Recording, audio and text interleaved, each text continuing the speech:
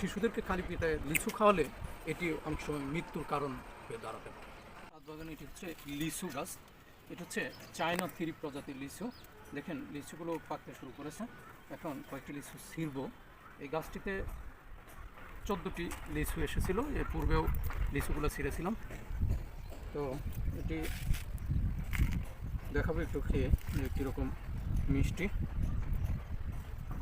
ছিঁড়ে গেল দুটোই, একটু কাঁচা, তারপরে একটু খেয়ে দেখাচ্ছি। এটা চায়না থ্রি প্রজাতির লিচু। এটি সাদে জিও ব্যাগের মধ্যে এটি রোপণ করেছি।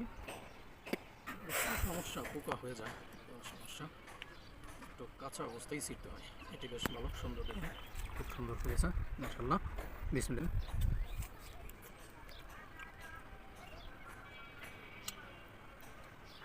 খুব মিষ্টি। দেখেন চায়না থ্রি প্রজাতির লিচুর একটি বৈশিষ্ট্য, এটি বীজ খুব ছোটো হয়, রসাল ভালো, সুন্দর, ছোট বীজ। লিচুর মৌসুম, বাজারে ভরপুর লিচু পাওয়া যায়। এই লিচুতে হাইপোগ্লাইসিন নামক এক ধরনের রাসায়নিক পদার্থ থাকে যা শরীরের শর্করা তৈরিতে বাধা দেয়। তাই শিশুকে খালি পেটে লিচু খাওয়াবেন না, বা ডায়াবেটিসে আক্রান্ত তারাও অতিরিক্ত লিচু খাবেন না।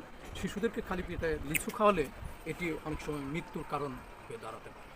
তাই এ ব্যাপারে সবাই সতর্ক থাকবেন।